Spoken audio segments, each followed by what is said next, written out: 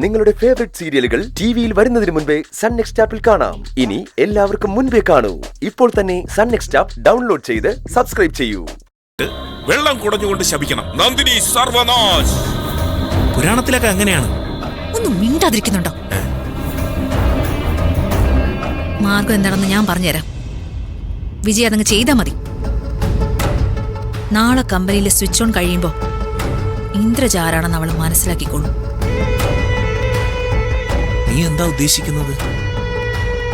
കമ്പനിയിലെ ഇലക്ട്രീഷ്യന്മാരോട് പറഞ്ഞ് നന്ദിനി ഓൺ ചെയ്യുന്ന സ്വിച്ചിൽ ഷോക്ക് ഉണ്ടാക്കണം. Heavy current. വിജയ് വിചാരിച്ചാൽ അത് ചെയ്യിക്കാൻ പറ്റില്ലേ? കൊള്ളാം ഇന്ദ്രജെ. എന്നെ കമ്പനിയിൽ നിന്ന് പുറത്താക്കാനാണോ അതോ തന്റെ ഭർത്താവിന്റെ പദവിയിൽ നിന്ന് നീക്കം ചെയ്യാനാണോ ഉദ്ദേശം? ഇതെങ്കിലും ചെയ്യാൻ കഴിഞ്ഞില്ലെങ്കിൽ നിങ്ങൾ എന്തിനാ എന്റെ ഭർത്താവെന്ന് പറഞ്ഞ് ജീവിച്ചിരിക്കുന്നേ? ഇപ്പൊ മരിക്കാനും പറ്റൂല. എന്തെങ്കിലും ചെയ്യണം.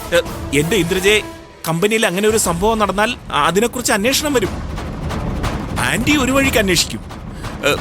പക്ഷേ അതിനേക്കാൾ ഷാർപ്പായിരിക്കും സൂര്യയുടെ അന്വേഷണം. അയ്യോ, പിടിക്കപ്പെട്ട എന്താ സംഭവിക്കുന്നറിയോ? പിടിക്കപ്പെടരുത്. അന്വേഷണം നടത്തിയ തന്നെ കണക്ഷനിൽ വന്ന ചെറിയൊരു മിസ്റ്റേക്ക്, അത്രേ പാടുള്ളൂ. ഇന്ദ്രജയ, അത് പിന്നെ ഇത് ചെയ്യാൻ വിജയ്ക്ക് കഴിഞ്ഞില്ലെങ്കിൽ വിജയുടെ കൂടെ ഇനി ജീവിക്കണോ വേണ്ടയോന്ന് എനിക്ക് ആലോചിക്കേണ്ടി വരും. അപ്പോ ആ സ്വിച്ച് വെറും സ്വിച്ച് അല്ല, എന്റെ ലൈഫിനുള്ള സ്റ്റോപ്പ് സ്വിച്ച് ആണല്ലേ? അതെ.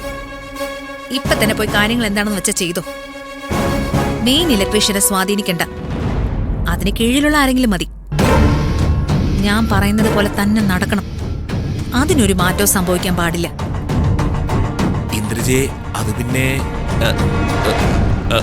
ഞാനൊന്ന് ശ്രമിക്കട്ടെ. ശ്രമിച്ചാ പോരാ, നടന്നിരിക്കണം.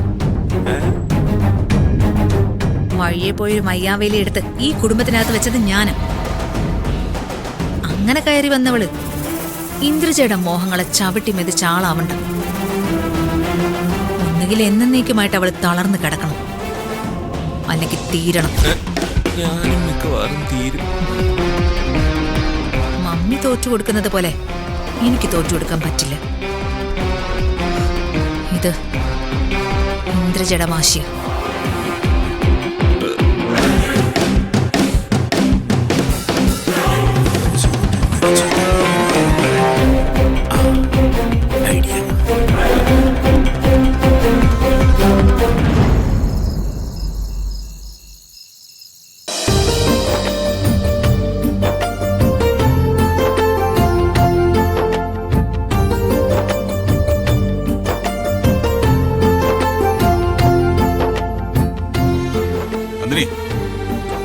നാളെ പോകാനുള്ള ഡ്രസ്സൊക്കെ എടുത്ത് വെക്കും.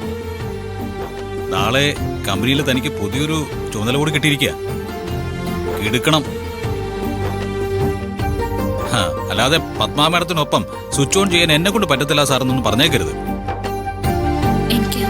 എനിക്ക് സാറിനോട് ഒരു കാര്യം സംസാരിക്കാനുണ്ട്. പറഞ്ഞു. സാർ എന്നോട് ദേഷ്യപ്പെടരുത്. തന്നോട് ഞാൻ ദേഷ്യപ്പെടാറില്ലല്ലോ. പിന്നെ അന്നത്തെ ആ ഷർട്ടിന്റെ കാര്യം അതങ്ങ് വിട്ടുകള. സർ, നാളെ നടക്കാൻ പോകുന്നത് എന്താ? പുതിയ മെഷീൻസിന്റെ സ്വിച്ച് ഓൺ അല്ല സർ, നാളെ നടക്കാൻ പോകുന്നത് ഈ കുടുംബത്തിന്റെ പുതിയ പ്രശ്നങ്ങളാ. അതെന്താ താൻ അങ്ങനെ പറഞ്ഞത്? സാർ ഒരു കാര്യം ചെയ്യും. അമ്മയും സാറിനെയും ചേച്ചിയും ഒക്കെ വിളിച്ചിട്ട് നാളെ കമ്പനിയിൽ വെച്ച് ഒരെണ്ണം ചേച്ചി ഓൺ ചെയ്യട്ടെ എന്ന് തീരുമാനിക്കാം. എടോ, തന്നെ കൊണ്ട് ആരാ ഇതൊക്കെ പറയിപ്പിക്കുന്നേ? ആരാ പ്രഷർ ചെയ്യിപ്പിക്കുന്നേ? ചേച്ചിയോ അതോ പത്മ മേഡോ? എന്നോട് ആരും ഒന്നും പറഞ്ഞില്ല. എനിക്ക് വീട്ടിലുള്ളവർ മുഴുവൻ ഒരേ മനസ്സോടെ ഇരിക്കുന്ന കാണാനാ താല്പര്യം. അതുകൊണ്ടാ ഞാൻ പറഞ്ഞത്. ചില വിട്ടുകൊടുക്കലൊക്കെ നല്ലതാ സാർ. ഇപ്പൊ സാർ ഇങ്ങനെ ഒരു തീരുമാനം എടുത്താല് സാറിന്റെ കൂടപ്പറപ്പുകളെ നന്നായിട്ട് സ്നേഹിക്കുന്നുണ്ടെന്ന് അവർക്ക് മനസ്സിലാവും. നാളെ മുതല് അവരതനുസരിച്ച് തിരിച്ചും പെരുമാറും. എല്ലാവർക്കും സന്തോഷാവുകയും ചെയ്യും.